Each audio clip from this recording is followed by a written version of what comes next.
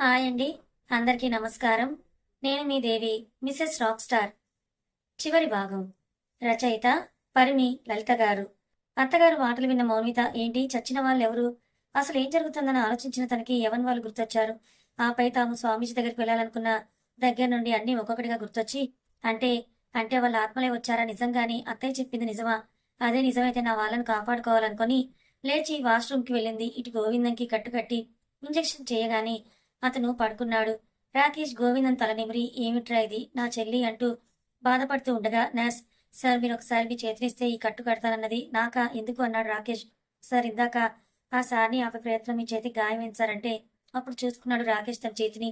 చేతికి గాయమై blood కారుతోంది. Nurse Rakesh చేతికి కట్టు కట్టే సమయంలో కొన్ని నీళ్లు రాకేష్ కాళ్ళ కిందకొచ్చాయి. అప్పుడు బ్లడ్ ఆ నీటిలో పడగానే ఆ నీరు వెనక్కి వెళ్ళిపోయింది. ఇటు వాష్‌రూమ్‌లో ఉన్న మౌనితకి డోర్ గీసుకొని బ్లడ్ వచ్చింది. అది కడుక్కోవడానికని సింక్ దగ్గరకొచ్చి ట్యాప్ తిప్పి కడుక్కుంది. అంతే యవన్ మహేందర్‌ల ఆత్మలు మరింతగా వికృతంగా నవ్వుతూ వాళ్ళిద్దరూ కూడా ఒక్కటయ్యారు.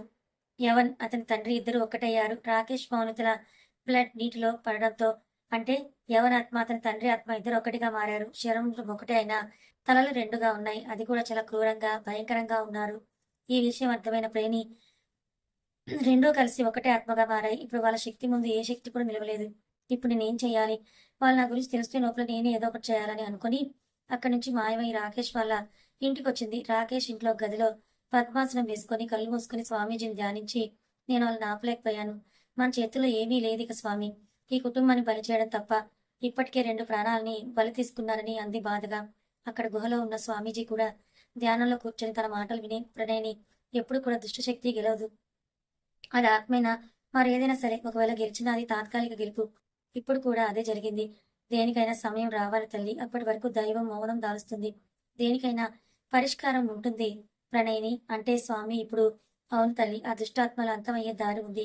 కానీ అది ఆ ఇంటి కోడల చేతుల్లోనే ఉంది. స్వామి అంటే మౌన్విత వదిన చేతుల్లోన అవును ఇప్పుడు ఆత్మలు ఒక్కటే ఎంతో శక్తివంతంగా మారాయి. ఇక నీ గురించి తెలుసుకొని నిన్ను నిర్బంధిస్తారు. నువ్వు బందీగా ఉంటే నిజంగా నా కుటుంబం వారికి బలవుతుంది. నేను రేపు ఉదయాన్నే అక్కడికొస్తాను. ఈలోపే నువ్వు తనకి ఈ విషయం చెప్పాలి. చెప్పి వారి ఇంటి నుండి తూర్పు దిశగా కొన్ని వందల కిలోమీటర్ల దూరంలో అడవి మధ్యలో అమ్మలగన్న అమ్మ, ముగ్గురమ్మల మూలపుటమ్మ అయిన కంకులమ్మ తల్లి నెలసింది. ఆ ఇంటి కోడలు ఆ అమ్మ దగ్గరికి వెళ్ళి ఆ అమ్మని భక్తి శ్రద్ధలతో పూజించి నిప్పుల గుండం తొక్కి ఆ అమ్మని వేడుకొని ఆమె ముందర ఉన్న త్రిశూలాన్ని తీసుకొని అక్కడి నుంచి కొంత దూరం ముందుకెళ్తే ఆ నీలకంఠ స్వామి గుడి దర్శనమిస్తుంది. అందులో ఉన్న శివయ్యను కూడా పూజించి దుష్ట శక్తిని అంతం చేసే శక్తిని ప్రసాదించమని వేడుకుంటే ఆ పరమేశ్వరుడు తన డమరుకాన్ని ప్రసాదిస్తాడు. ఆ డమరుకాన్ని ఆ త్రిశూలానికి కట్టాలి. అప్పుడు ఆ ఇరువురి శక్తి ఆ త్రిశూలంలో నిక్షిప్తమవుతుంది. ఇప్పుడు మళ్ళీ వెళ్ళిన దారి గుండా వస్తూ ఆ శ్రీరామ బంటు అయిన హనుమంతుని ధ్యానం చేస్తూ గమ్యం చేరాలి. దానితోనే ఆ దుష్ట ఆత్మ అంతమవుతుంది. స్వామి మరి తనకి దారిలో ఆటంకాలు ఎదురవుతాయి. వాటిని అధిగమించి లక్ష్యం చేరుకోవాలి. అయినా నేను ఆ ఆత్మలను నా శక్తితో బంధిస్తాను. అప్పుడు తనకి ఏ ఆటంకం కలగదు దారిలో. నీవు వెంటనే తనకి ఈ విషయం చెప్పి బయలుదేరదీయు అని చెప్పాడు. కానీ స్వామి స్వేదిని అంత్యక్రియలు జరగాలి కదా. ఇప్పుడు వారికి అంటుంటే ప్రణయ్‌ని అసలు స్వేదికి చనిపోలేదు. ఆమె ఆత్మను ఆమె శరీరం నుండి వేరు చేసి ఆమెను బంధించి అందరిని చనిపోయినట్టుగా నమ్మించారు. ఇక ఆమె కడుపులోని బిడ్డ అది ఆ జగన్మాత చూసుకుంటుంది. అంటే ఆ బిడ్డ మళ్ళీ అన్నది అనుమానంగా అవును జీవం పోసుకుంటుంది. కానీ దానికి ఒక జీవి బలికాక తప్పదు. సమయం లేవు త్వరగా కానిమ్ము. నీ శక్తితో తనని ఇక్కడికి రప్పించని చెప్పారు. అలాగే స్వామి అంటూ కళ్ళు తెరిచి లేచి ఇప్పుడు వశీకరణంతోనే తనని ఇక్కడికి రప్పించాలనుకొని మళ్ళీ కళ్ళు మూసుకొని కొన్ని మంత్రాలు చదివి అక్క నువ్వు ఎక్కడ ఉన్నా త్వరగా నా దగ్గరికి రా అంటూ పిలిచి అమ్మను ధ్యానిస్తూ గోడలోకి తన చేయిని పెట్టింది. ఇటు హాస్పిటల్లో జాహ్నవి చెప్పింది ఆలోచిస్తున్న మౌనతికి లీలగా ఏదో పిలుపు వినపడటంతో ఆలోచనల నుండి తేరుకొని చుట్టూ చూసింది. ఎవరూ లేరు. కానీ అక్క రా రా అని వినిపించడంతో ఇది ప్రణయని గొంతులాగా ఉంది అనుకుంటూ ఉండగా తన పక్కన గోడల నుంచి ఒక చేయి బయటకు వచ్చి మౌనిత చేతిని పట్టుకొని లోపలికి లాగింది. తన ఇంట్లోకి వచ్చిన మౌనిత ఆశ్చర్యపోతూ హే ప్రణయ్ని ఏం చేశావు నువ్వు అని అడిగింది. అక్క నీకో విషయం చెప్పాలంటుంటే మౌనిత కోపంగా ఏ అసలు ఎవరు నువ్వు? హాస్పిటల్లో ఉండాల్సిన నన్ను చేయి పట్టుకొని గోడలో నుంచి ఇక్కడికి తెచ్చావంటే నువ్వు అని అంటుంటే అక్క ఇక చాలా ఆపు ముందు నేను చెప్పేది విను. అసలు నేను అంటూ జరిగింది మొత్తం చెప్పి ఇప్పుడు నీ కుటుంబం కాపాడుకునే బాధ్యత ఆ దుష్ట శక్తుల్ని అంతా కూడా నీ చేతుల్లోనే ఉందని చెప్పడం ముగించింది. అంతా విన మౌనిత కోపంతో ఊగిపోయి వాణ్ణి అంతం చేసే తీరుతాను ప్రణయిని. ఆత్మమైన నువ్వు మా కోసం మమ్మల్ని కాపాడటం కోసం అని అంటున్నా మౌనిత మాటలు కట్టొస్తూ అక్క సమయం లేదు, నువ్వు త్వరగా బయలుదేరి వెళ్ళు అని చెప్పడంతో ఆ అని అంటూ పూజా గదిలోకి వెళ్ళి భగవంతుడికి నమస్కారం చేసి నా ప్రాణం పోయినా సరే నా కుటుంబాన్ని నేను కాపాడుకునే తీరుతాననుకుని దృఢ సంకల్పంతో అడవిలోకి బయలుదేరింది మౌనిత. ఇటు యువన్ ఇప్పుడు నిన్నటి దాకా వీళ్ళని కాపాడిన శక్తి ఏంటో తెలుసుకోవాలి నాన్న అన్నాడు. అంటూ కళ్ళు మూసుకున్న వాళ్ళకి ప్రణయని కనిపించింది. షాకింగ్ గా కళ్ళు తెరిచి ఇదా వీళ్ళని కాపాడుతూ మనకు అడ్డొస్తుంది అనుకుంటూ కళ్ళు తెరిచి అన్నాడు చేతిని గాల్లోకి తిప్పుతూ. వెంటనే అక్కడ ఉన్న గోడ మీద ప్రణయని, ఆమె కుటుంబం చావడం, తన ఆత్మగా మారడం, తనని వెతుకుతూ తన గురించి తెలిసి ఆ స్వామీజీ తనని పంపించడం, స్వేదిని కాపాడటం, జానకిని కాపాడటం అంతా కనిపించింది. దాంతో ఓహో, మా గురించి తెలిసి కూడా నువ్వు ఇక్కడికి వచ్చి మాకే ఎదురు తిరిగావా? హహా, అయినా నువ్వు ఆ ముసలోడు మమ్మల్ని ఏం చేయగలరు? మామూలు ఆత్మలుగా ఉన్నప్పుడే మమ్మల్ని ఏం చేయలేకపోయారు. ఇక ఇప్పుడు మా శక్తి ఏకమైంది, ఇంకా బలమైన శక్తిగా మారాము. ఇప్పుడు మమ్మల్ని మీరేం చేయలేరు అంటూ అని మళ్ళీ గాల్లోకి చేతులుపి కళ్ళు మూసుకున్నారు వాళ్ళు. వెంటనే రాకేష్, గోవిందం, ప్రసాదం, స్పృహలో లేని జానకి, నీలందరితో పాటు స్వేదిని శరీరం కూడా రాకేష్ ఇంట్లో ఉన్నారు. ఏంటిది ఇలా మాయమైనట్టు ఎలా వచ్చామని అంటూ వారు ఆశ్చర్యపోతుంటే ఇంకా చాలా ఆపడినట్టు వికటహాసం చేశారు వాళ్ళు. ఆ మాటలు, నవ్వుతున్న శబ్దం ఎక్కడి నుంచి వస్తుందో ఎవరికీ అర్థం కాలేదు. అప్పుడే జానకి స్పృహ వచ్చింది. కళ్ళు తెరిచి చూసింది. యవన్ వాళ్ళ మాటలు విని కోపంగా లేచి, ఒరే నా కూతుర్ని దాని బిడ్డని పొట్టలు పెట్టుకున్నారు కదరా అంటూ ఏడుస్తూ ఉన్న తల్లిని చూసిన రాకేష్ తల్లి దగ్గరికి వచ్చి, మా ఏమంటున్నావు నువ్వు అని అడిగాడు. నేను చెప్తారా అంటూ నల్లటి భీకరమైన ఆకారంతో ప్రత్యక్షమయ్యాడు యువన్. రెండు తలలతో ఆ మాటలు వినిపించిన వైపు చూసిన రాకేష్ వాళ్ళు ఒక క్షణం భయంతో బిగుసుకుపోయారు. అది చూసి, అరే ఏంటలా బిగుసుకుపోయారు, భయం వేసిందా? హా నాన్న, నాన్న చూసావా వీళ్ళ మొహాల్లో భయం కనిపిస్తుందంటూ నవ్వాడు. జాహ్నవి కొడుకు వైపు చూస్తూ, నాన్న రాకేష్, మన స్వేదిని తన కడుపులో బిడ్డని కూడా వీళ్ళు అంటూ ఉంటే తల్లి మాటలకి యవన్ వైపే కోపంగా, రేయ్ మిమ్మల్ని చంపేస్తాను అంటూ ఆవేశంగా ముందుకొస్తుంటే, అబ్బా ఏంట్రా పెద్ద పుడింగ్లా వస్తున్నావు? చచ్చిన వాళ్ళని ఇంకేం చంపుతావురా? నువ్వు నన్ను చంపడం కాదు, ఇప్పుడు నేను నిన్ను చంపుతానంటూ ఒక క్షణం కళ్ళు మూసుకొని, మా శక్తి ఏకమైంది, ఆత్మలారా వచ్చి మాలో ఐక్యం అవ్వండి గాని అక్కడ కొన్ని వందల దుష్ట ఆత్మలు వచ్చి యవన్లో ఐక్యమయ్యాయి. దాంతో మరింత భీకరంగా ఉన్న అతని రూపం. ఇక మరింత వికృతంగా నవ్వుతూ, రే ఇక మీకు ఈ భూమి మీద నూకలు చెల్లిపోయాయంటూ అనగానే యవన్లోని ఒక ఆత్మ రాకేష్ మీద పడి తన గొంతు కొరకబోతుంటే అంటూ వచ్చింది ప్రణయిని. తనని చూసిన యవన్, ఓ వచ్చావా నా ప్రియురాల అన్నాడు ఎగతాళిగా. వినాశకాలే విపరీత బుద్ధి అన్నారు పెద్దలు అన్నది. అది మా ఆత్మలకు వర్తించిదే అన్నాడు యవన్. అది ఎవరికైనా వర్తిస్తుంది, మీరు అంతమయ్యే సమయం ఆసన్నమైనది కాబట్టే ఇలా విర్రవీగుతున్నారు. ప్రణయిని అన్నదానికి భీకరంగా నవ్వుతూ, ఏంటి మాకు అంతమా? ఇప్పుడు మేము తలుచుకుంటే ఆ దైవాన్ని కూడా ఏమైనా చేయగలం అని అన్నాడు. దానికి ప్రణయిని గట్టిగా నవ్వుతూ, మీ అహంకారమే మీ వినాశనం రా, దుష్టశక్తి ఎప్పుడు కూడా గెలవదు, మీరెంత దుష్టాత్మలైనా ఆ దైవం ముందు ఓడిపోక తప్పదు. సామాన్యమైన ఆత్మవి నువ్వు అయినా నీతో మాకు మాటలేంటని అంటుంటే, ఏంటి ఆత్మ అని అంటూ ప్రణయిని వంక చూశాడు రాకేష్. యవన్ అనగానే ఆ ఆత్మ రాకేష్ నెత్తి పడేసింది. ప్రణయిని తనని కింద పడిపోకుండా కాపాడింది. యవన్ కోపంగా రాకేష్ మీదకి ఉరుకుతూ ఉంటే ప్రణయిని అడ్డుకుంది. ఈసారి యవన్ తన చేతి గోని పెద్దగా చేసి రాకేష్ ని చంపబోతుంటే ప్రణయిని తన చేతుకున్న తాయెత్తు ద్వారా తనని కాపాడింది. ముందు వీడి సంగతి కాదు నిన్ను అంటూ ప్రణయిని వంక కోపంగా చూసి మళ్ళీ ఏదో గుర్తుకొచ్చిన వాళ్ళ, అవును అందరూ ఉన్నారు, నీ భార్య ఎదురా అంటూ ప్రశ్నించాడు యవన్. అప్పుడు రాకేష్ కూడా మౌనిత ఏమైందనుకుని, రే నువ్వే నా భార్యని ఏదో చేసుంటావని అన్నాడు. యవన్ ప్రణయినిలో కంగారు గమనించి, నా శక్తిని తక్కువ అంచనా వేస్తున్నారు, ఇప్పుడే తెలుసుకుంటా అంటూ కళ్ళు మూసుకొని తెరిచి, ఓహో మమ్మల్ని అంతం చేయడానికి మార్గం చెప్పాడా ముసలోడు? దాని మధ్యలోనే అంతం చేస్తానంటూ ఒక్కసారిగా శరీరం విదిలించినట్టు కదిలాడు. అప్పుడు అతనిలోని కొన్ని శక్తివంతమైన ఆత్మలు బయటకొచ్చి, మేమేం చేయాలి అన్నాయి. వెళ్ళి అది గమ్యాన్ని చేరకుండా దాన్ని అంతం చేయండి అనగాని ఆ ఆత్మలన్నీ మౌన్విత వద్దకు వెళ్ళాయి. యువన్ ఆత్మ చెప్పినట్టు ఆ ఆత్మలన్నీ మౌన్వితను చంపడానికి తన దగ్గరగా వెళ్ళాయి. ఇటు మౌన్విత తూర్పు వైపు కాలినడకన ప్రయాణం చేసి ప్రణయిని చెప్పిన చోటుకి వెళ్తూ, ఎలా అయినా సరే ఎన్ని అడ్డంకులు వచ్చినా సరే నేను ఆ దుష్టులను అంతం చేసి నా వాళ్ళందరినీ కూడా నేను కాపాడుకోవాలనుకుంటూ నడుస్తూ ఉంది. మౌన్విత నిర్మానుష్య ప్రధానానికి చేరుకుంది. ఇటు యువన్ ఆత్మలు పంపించిన అవి మౌనిత దగ్గరికి చేరుకున్నాయి. వడివడిగా నడుస్తున్న మౌనిత తన వెనుక ఎవరో ఉన్నట్టు అనిపించింది. వెనక్కి తిరిగి చూసింది. తనకు అక్కడ ఎవరూ కనిపించలేదు.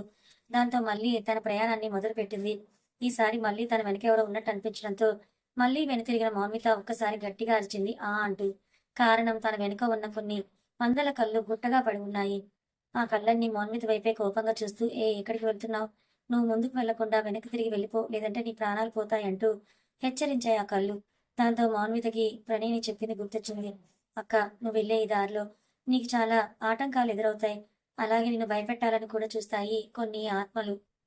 నువ్వు దేనికి భయపడకుండా ముందుకు సాగాలి. నీకు ఎదుర్కోలేని కష్టం వచ్చినప్పుడు నువ్వు ఆ శివయ్యనే భక్తితో ప్రార్థించు. ఆయన నిన్ను కాపాడతాడు. అలాగే హనుమంతుడు కూడా ఈ క్రమంలో నీ ప్రాణం కూడా పోవచ్చు, జాగ్రత్త అని. అదంతా గుర్తుకు తెచ్చుకున్న మౌనిత భయపడకుండా ముందుకు నడిచింది. ఇటు యవన్ అక్కడ నా అంతం కోసం బయలుదేరిన నీ భార్య నా ఆత్మల చేతిలో అంతం కాక తప్పదు.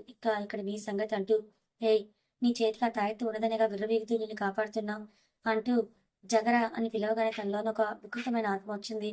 దాని వంక చూసిన యవన్ అర్థమైందంటూ ఆ జగడ రాకేష్ దగ్గర ఉన్న ఆత్మని తనలో కలుపుకొని రాకేష్ వైపు విభ్రంగా చూస్తూ హూ హూ అంటూ తన తలని అటు ఇటు ఊపేసరికి రాకేష్ ఎగిరి గోడ గుద్దుకుంటున్నాడు.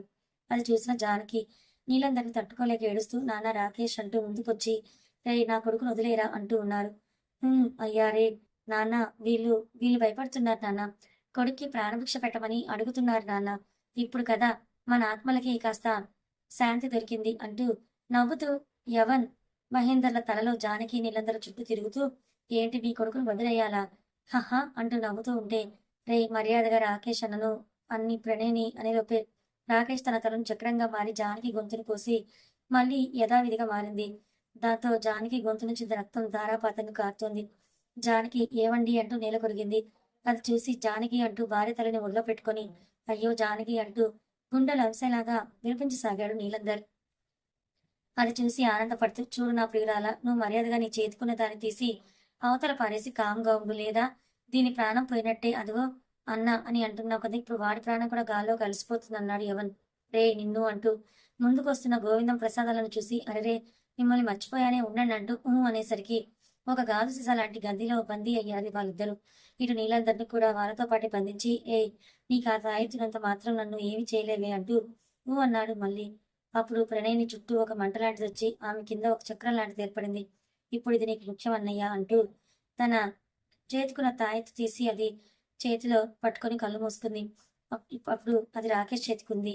అది దాంతో రాకేష్ మీద ఆత్మశక్తి పనిచేయలేదు. దాంతో షాక్ అయ్యాడు ఎవరు. ఇటు మౌన్విత ముందుకు సాగడంతో ఆ ఆత్మలు కోపంగా నా మాటలు లెక్క చేయకుండా వెళ్తున్నావా, చెప్తా నీ సంగతి అని అనుకుంటూ మౌన్విత ఎదురుగా ప్రత్యక్షమైంది ఆ కన్నుల గుట్ట. దాంతో నడుస్తున్నదల్లా ఆగి భయంగా దాని వంక చూస్తుంటే నా మాటలు లెక్కలేదు కదా నీకు, చూడు అంటూ ఆ గుట్ట ఒక భయంకరమైన ఆకారంగా మారింది. మౌనిత భయపడుతూ తన మనసులో ఇప్పుడు దీని నుంచి ఎలా తప్పించుకోవాలి, ఎలా ముందుకు సాగాలనుకుంటూ తనకు ఒక ఆలోచన వచ్చి భగవంతుడా, దుష్ట ఆత్మలకు సింహస్వప్నం ఆ హనుమంతుడు, ఇప్పుడు ఆయన నన్ను రక్షిస్తాడు అనుకుంటూ చుట్టూ చూసి ఒక చోట మట్టి కనిపించడంతో హనుమంతుని తలుచుకుంటూ మట్టితో హనుమంతుని బొమ్మ చేసి దండం పెట్టుకొని దాన్ని పట్టుకుని ఆ ఆకారం దగ్గరికి వచ్చి నించుంది. మౌనూతి చేతిలో ఉన్న హనుమంతుని చూసిన ఆకారం భయపడుతూ ముందు దాన్ని అవతల పడేవే అని అంటూ అవి గట్టిగా అరిచింది.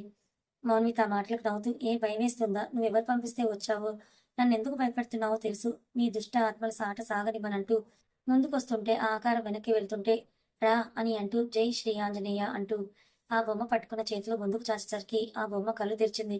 దాంతో ఆ ఆకారం మాయమైంది. ఇక మౌన్విత ఊపిరి పీల్చుకొని చాలా కృతజ్ఞతలు ఆంజనేయ అంటూ ఆ బొమ్మ పట్టుకొని ముందుకి సాగింది. ఇటు రాకేష్ కి ఆ తాయెత్తు మహిమ వల్ల ఏమీ కాలేదు. ఇక దాంతో ఆత్మశక్తి తనపై పనిచేయలేదు, అది తాయెత్తే మహిమ అని తెలుసుకున్న రాకేష్ మనసులోనే దానికి నమస్కారం చేసుకుని కోపంగా ఆవేశంగా ఇక నీ అంతం నా చేతిలోనే అంటూ ముందుకొస్తున్న రాకేష్ తో యవన్ ఆగు, నువ్వు నా అంత చూడటం కాదురా, ముందు నీ వాళ్ళ పరిస్థితి చూసుకో, చూసావుగా వారి పరిస్థితి, మేము శక్తివంతులమైన ఆత్మలైనా కూడా వాళ్ళను నా శక్తితో చంపను, వాళ్ళ చుట్టూ ఉన్నదే అది, అందులో ఉన్నవారికి ఊపిరాడదు, బయట గాలి లోపలికి వెళ్ళదు, అంతేకాదు వారికి కొన్ని ఆత్మలు కనపడి భయపెడుతూ ఉంటాయి, ఇంకా అప్పుడు వారి పరిస్థితి ఏంటో నువ్వే ఊహించుకోరా, ఇటు గాలాడక అటు భయంతో అనుక్షణం నరకం అనుభవిస్తూ చేస్తారు, మరి వాళ్ళని కాపాడుకుంటావో చంపుకుంటావో నీ ఇష్టం అని చెప్తాడు యవన్. దాంతో రాకేష్ లోని కోపం ఆవేశం స్థానంలో ఏమీ చేయలేని నిస్సహాయత వచ్చేది. రే నీ కోపం నా మీదే కదరా, మరి నా వాళ్ళ మీద చూపిస్తున్నావు ఏంట్రా, నా చెల్లిని ఆమె కడుపులోని బిడ్డని పొట్టన పెట్టుకున్నావు, నా తల్లిని కూడా చంపావు, ఇంకా నీ కోపం పగ తీరలేదా అని అడిగాడు బాధగా. దానికి యవన్ లేదురా, తీరలేదు, నీ మీద కోపం చల్లారలేదు, నీ కుటుంబం మొత్తం సర్వనాశనం అవ్వాలి, అంతా అంతం అవ్వాలి, ఎవరు ఎవరు మిగలకూడదు, మిగలనివ్వరు, అప్పుడే మాకు శాంతి, మా పగ కూడా తీరేది, ఈ లోపు తెల్లవారిందని కూడా ఎవరికి తెలియలేదు, కానీ నీకు ఒక అవకాశం ఇస్తానన్నాడు యవన్. అంతా చేసేసి ఇప్పుడు అవకాశం ఇస్తా అంటున్నావా అని అనుకుంటూ విరక్తిగా చూశాడు రాకేష్. ఇప్పుడు నువ్వు నీ చేతికున్న దాన్ని తీసేసి నీ అంతకు నువ్వు చనిపోతే నీ కుటుంబంలో ఒక్కరిని చంపకుండా ఉంటాను అని అన్నాడు. అది నీ తరం కాదురా అంటూ అక్కడికొచ్చాడు స్వామీజీ. అతన్ని చూసిన యవన్ మహేందర్‌తో నవ్వుతూ, "ఓ వచ్చావా ముసలోడా? ఇంకా రాలేదేంటా అని అనుకుంటున్నాము" అని అన్నాడు. స్వామీజీ వచ్చి రావడంతోనే అమ్మా జగజ్జనని తన చేతిలో ఉన్న కమండలం నీటిని యవన్ వాళ్ళ మీద చల్లాడు. హహా అంటూ పరవసాగాడు ఆ యవన్ వాళ్ళు. స్వామీజీ ఇంకా నీటిని వాళ్ళ మీద చల్లారు. దాంతో యవన్ వాళ్ళు మంటతో అరుస్తుంటే మంత్రించిన విభూతి కూడా చల్లారు. అది మరింతగా మండిస్తోంది యవన్ వాళ్ళను. అప్పుడు స్వామీజీ ఒక పెద్ద పద్మం ఆకారంలో ముక్కు వేసి దానిలో నిమ్మపండు పెట్టి కొన్ని మంత్రాలు చదువుతూ అమ్మవారిని అయ్యవారిని స్మరించుకొని యవన్ వాళ్ళ వైపు చూసి రావు చిన్నలో కూర్చో అన్నాడు. యవన్ మహేందర్‌తో మేము రాంరా, అయినా మమ్మల్ని బంధించే అంతం చేయగలవా నువ్వు?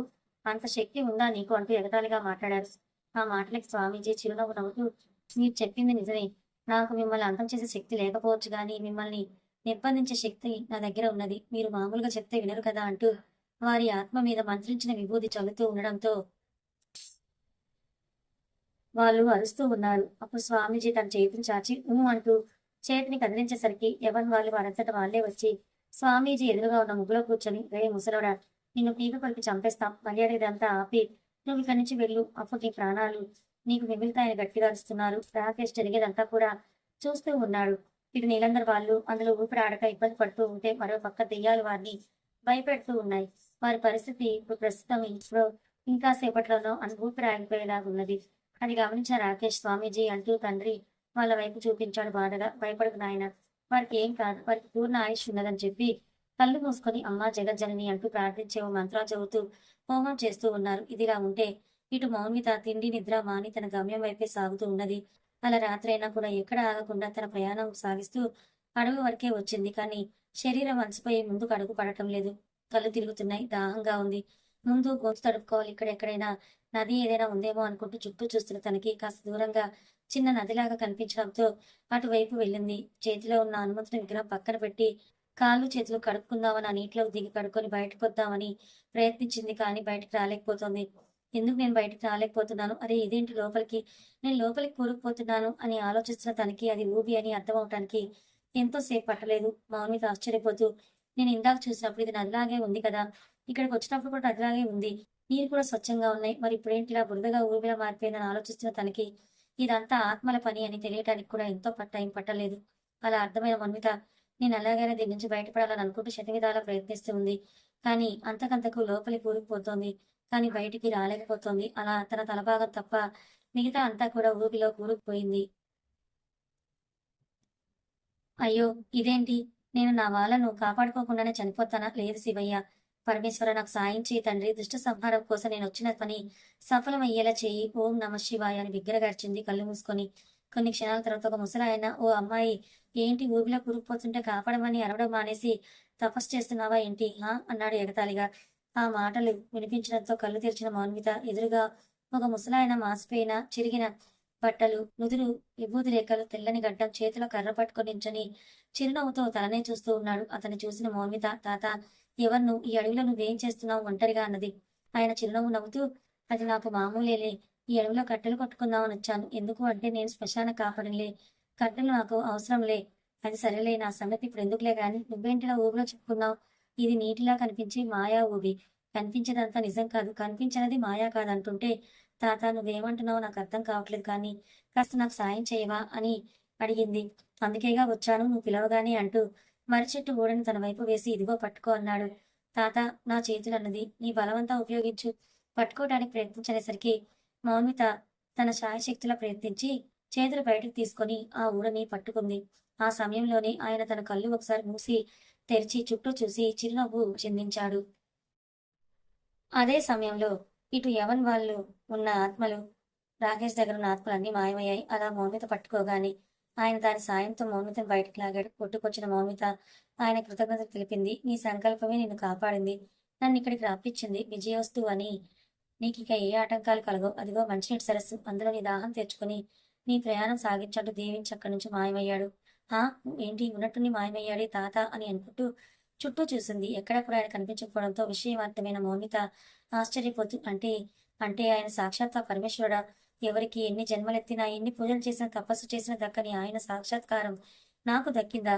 నేనే జన్మలో ఏం చేసుకున్నాను? ఆయన అనుగ్రహం మా మీద ఉందనటానికి ఇంతకన్నా నిదర్శనం ఏముంది అనుకుంటూ స్వామి చెప్పిన సరస్సులో నీరు తాగి తన బట్టలు శుభ్రపరచుకొని ఒడ్డుకొచ్చి హనుమంతుని బొమ్మ తీసుకుని ముందుకు సాగింది మౌనిత.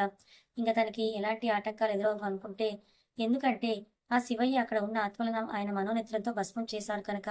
ఇంకా ఇటు రాకేష్ ఇంట్లో యవన్ వాళ్ళ ఆత్మలను బంధించి హోమం చేస్తున్న స్వామీజీ కాసేపటి తర్వాత పైకి లేచి రాకేష్ వైపు చూస్తూ, నాయన, హోమం దిగ్విజయంగా పూర్తయింది. అక్కడ నీ భార్య సదాశివుని దర్శనం చేసుకుని ముందుకు సాగుతోంది. ఇక ఈ దుష్ట ఆత్మలు తను వచ్చేంత వరకు బయటికి రాలేవన్నాడు. స్వామి, మరి వాళ్ళలోని ఆత్మలు అని అడిగాడు అనుమానంగా. అది ఆ ముక్కంటి తన మనోనేత్రంతో ఆ ఆత్మలను అంతం చేశాడు. ఇక చింత వదదు. కానీ స్వామి, మీ మంత్రాలతో నాన్న వాళ్ళని కాపాడండి అంటాడు రాకేష్. దానికి స్వామీజీ, అది వాళ్ళ అంతం జరిగినప్పుడు అవి మాయమవుతాయని చెప్పాడు. స్వామి ఇంకా ఎంత అని అంటుంటే, నీ భార్య తన గమ్యం చేరుకుంది నాయన అంటూ ధ్యానంలో కూర్చుంటారు. అటు మౌన్మిత ఇక ఏ ఆటంకం కలగకుండా తనకి ప్రణయం చెప్పిన చోటుకు చేరుకుంది. అక్కడ దేదీప్యమానంగా వెలుగొందుతూ ఉన్న కుంకులమ్మ తల్లి దర్శనం చేసుకుని ఆమెను పూజించి ఆమెకు విషయం విన్నవించి నమస్కారం చేసుకుని అక్కడున్న త్రిశూలం తీసుకుంది మౌన్మిత. అప్పుడు అక్కడ ఉన్న గంటలు వాటంతట అవే మోగాయి. మళ్ళీ ఒక చేతిలో హనుమాన్ బొమ్మ, మరో చేతిలో త్రిశూలం పట్టుకుని నీలకంఠ స్వామి గుడికి బయలుదేరింది మౌన్మిత. నాన్న, అది అది మనల్ని అంతం చేసే ఆయుధం తీసుకుందానా? మనం దాన్ని ఆపలేమా అని అడిగాడు యవన్ ఆవేశంగా. ఎందుకు ఆపలేంరా అంటూ, మాలో ఉన్న ఆత్మలారా రండి, అందరూ బయటికి రండి అని అరుస్తూ ఉంటే స్వామీజీ నవ్వుతూ, నాయనా మహేందర్, మీలో ఏ ఆత్మలు లేవని చెప్పాడు. స్వామీజీ చెప్పింది విని ఆశ్చర్యపోతూ కళ్ళు మూసుకున్న మహేందర్కి విషయం అర్థమై కొడుకుతో, ఇప్పుడు మనం ప్రస్తుతం దాన్ని ఆపలేం. ఎందుకంటే దానికి ఆ ముక్కంటి ఆశీర్వాదం ఉంది. అలాగే రామభట్టు కూడా దానికి తోడుగా ఉన్నాడు. అక్కడ ఏమీ చేయలేకపోవచ్చు, కానీ అది ఇక్కడికి వచ్చాక దాన్ని వదిలిపెట్టొద్దన్నాడు. స్వామీజీ వారి మాటలు విని నవ్వుకున్నాడు. ఇక అటు ముక్కంటి ఆలయానికి చేరుకుంది మౌనిత. అక్కడ నదిలో శుచిగా స్నానం ఆచరించి భక్తితో ఆ పరమేశ్వరుని పూజించి వేడుకుంది. అప్పుడు తన చేతిలో డమరుకం ప్రత్యక్షమైంది. ఇంకా చూసి సంతోషంగా ఆయన నమస్కరించి ఆ డమరుకాన్ని త్రిశూలాన్ని కట్టింది. అప్పుడు ఆ త్రిశూలానికి ఒక వెలుగులాగా వచ్చి మాయమైంది. మౌనిత సంతోషంగా మునుపట్లాగా ఆ త్రిశూలం ఒక చేత్తో పట్టుకుని మరొక చేత్తో హనుమంతుని బొమ్మ పట్టుకుని, రే దుష్ట ఆత్మల్లారా, మీ అంతం వస్తోంది, మీకోసం సిద్ధంగా ఉన్నట్టు ఇంటికి బయలుదేరింది. జరిగిన తన మనోనేత్రం ద్వారా చూసిన స్వామీజీ చిరునవ్వు నవ్వుతూ కళ్ళు తెరిచి రాకేష్ వైపు గర్వంగా చూస్తూ, నాయన, నీ భార్య విజయరాలే తిరిగి వస్తోంది. ఇక ఈ దుష్ట ఆత్మల అంతమయ్యే సమయం వచ్చేసిందన్నాడు. స్వామీజీ చెప్పిన మాటలు విని ఆనందంగా, నిజమా స్వామి అన్నాడు. నిజమే నాయన అని బదులిచ్చారు స్వామీజీ. అటు గాజపలక లాంటి దానిలో ఉన్న నీలందర్ వాళ్ళు ఊపిరి అడక స్పృహతప్పారు. అది చూసి రాకేష్ కంగారు పడుతుంటే స్వామీజీ, చింతవలదు నాయన, వారికి ఏం కాదన్నారు. స్వామీజీ, మరి అమ్మ అన్నాడు బాధగా కింద పడి ఉన్న జాహ్నవి వైపే చూస్తూ. నాయన, ఇంతవరకైతే మీ అమ్మగారి ఆయుష్ ఇంకా తీరలేదు కానీ అని ఆగారు. కానీ అంటూ ఆగిన స్వామీజీ వైపు చూస్తూ, అంటే ఏంటి స్వామి మీరు అనేది? ఆమె ఆయుష్ ఇంకొన్ని గంటలు మాత్రమే, అది కూడా ఆ దుష్టుల అంతం వరకే. స్వామి, మా అమ్మని బ్రతికించుకునే మార్గం ఏదైనా ఉంటే చెప్పండి అంటూ దీనంగా వేడుకున్నాడు రాకేష్. నాయన, విధిరాత ఎవరూ కూడా మార్చలేరు, రాసి నా విధాన తప్ప. రాకేష్ బాధగా, స్వామి మరి మా అంటూ ఆగాడు. నీ చెల్లి ఆత్మ క్షేమంగానే ఉన్నది నాయన అన్నారు. దాంతో రాకేష్ మౌనం వహించాడు. ఇటు ప్రణయిని, స్వామి, ఈ జ్వాలలు నన్ను కాల్చేస్తున్న స్వామి, నాకు విముక్తి ప్రసాదించండి అంటూ వేడుకుంది. అది తను వచ్చాకే సాధ్యమవుతుందమ్మా, ఓపిక పట్టు అన్నారు. మళ్ళీ యవన్ వాళ్ళ వైపు చూసి, అయ్యో, నా బంధనం బలహీనపడుతుంది, ఇప్పుడు ఎలా అన్నారు. దాంతో, ఇంకా ఎంతసేపు ఆపగల ముసలాడ మమ్మల్ని, నీవు వేసిన బంధనం తొలుగుతోందంటూ నవ్వాడు యవన్ వాళ్ళు. అది చూసి రాకేష్ స్వామీజీలు కంగారు పడసాగారు. అప్పుడు స్వామీజీ, పరమేశ్వర, ఇక అంతా నీదే భారం అంటూ ఆ బంధనం శక్తివంతం చేయడానికి ధ్యానంలో కూర్చున్నారు. ధ్యానంలో కూర్చున్న స్వామీజీని చూసి యవన్ వాళ్ళు, నువ్వేం చేసినా ఇక మమ్మల్ని ఏమీ చేయలేవన్నారు. ఇటు మౌమిత అలుపెరగని పోరాటంలా ఎక్కడ కూర్చోకుండా నడుస్తూనే ఉంది మౌమిత. అప్పుడు ఒక మెరుపు పరిచి తన చేతిలో ఉన్న హనుమంతుడి బొమ్మ గాల్లోకి ఎగిరి తనను కూడా అక్కడి నుంచి కదలనివ్వలేదు. అలా ఆ రోజు గడిచింది. ఇటు యవన్ వాళ్ళ బంధనం విడిపోయింది. ఇంకా యవన్ వాళ్ళు వికృతంగా నవ్వుతూ ధ్యానంలో ఉన్న స్వామీజీ మీదకి వస్తుంటే అప్పుడే ఇంట్లో కడుగుపెట్టిన మౌమిత ఆగర అని గట్టిగా విషంగా అరిచింది. మౌనిత త్రిశూలంతో లోపలికి అడుగు పెట్టగానే స్వామీజీ మీదకి వెళ్తున్న యవన్ వాళ్ళ ఆత్మ ఒక్కసారిగా ఎవరో లాగినట్టు వెనక్కి అదిరిపడ్డారు.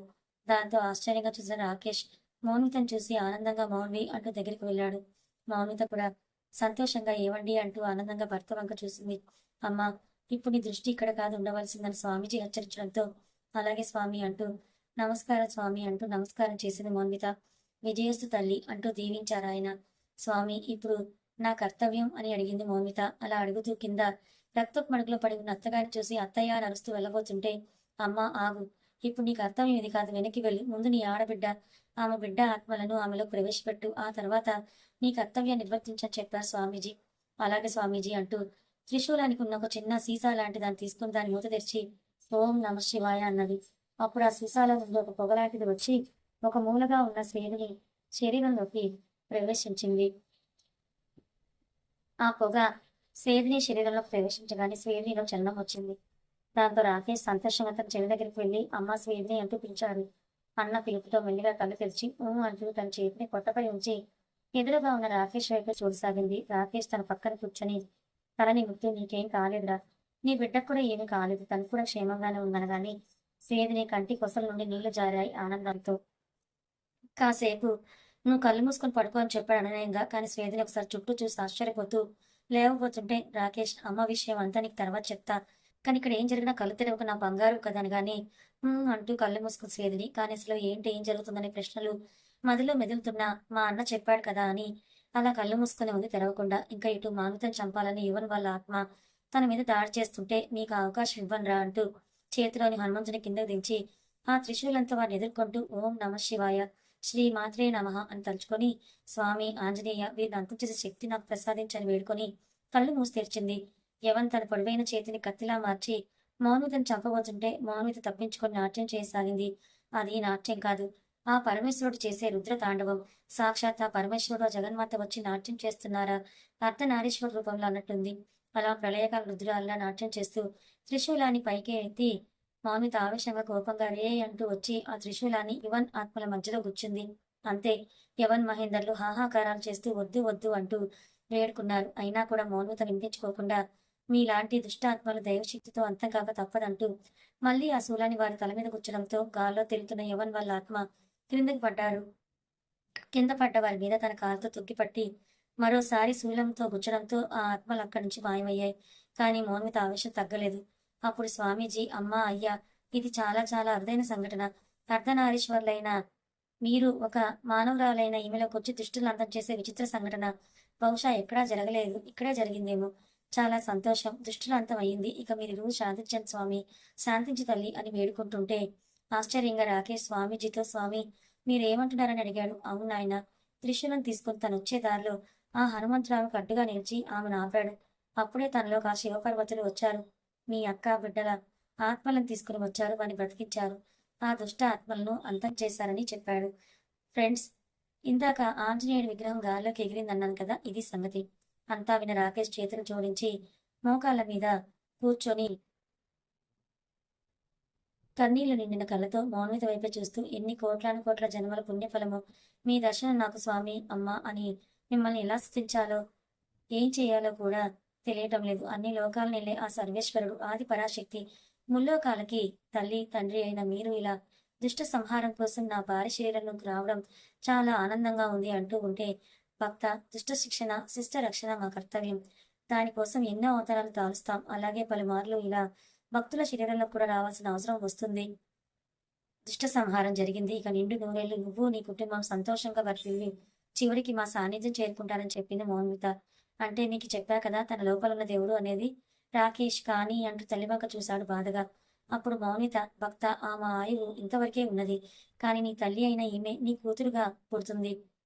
ఇప్పటి వరకు తల్లిగా ఈమె ప్రేమను పొందిన నీవు కూతురి రూపంలో ఇకపై ప్రేమను కురిపిస్తుంది నీ మీద అని ప్రణయని వైపు ఆశ్చర్యంగా చూస్తూ లోక కళ్యాణం దైవ కార్యంలో సహకరించిన నీకు మోక్షం ప్రసాదిస్తున్నా అని అనగానే ప్రణయని బందీ నుంచి విడుదలై ఒక జ్యోతి రూపంగా మారి పైకి వెళ్ళింది. తర్వాత కింద పడిపోతుంది మౌనిత.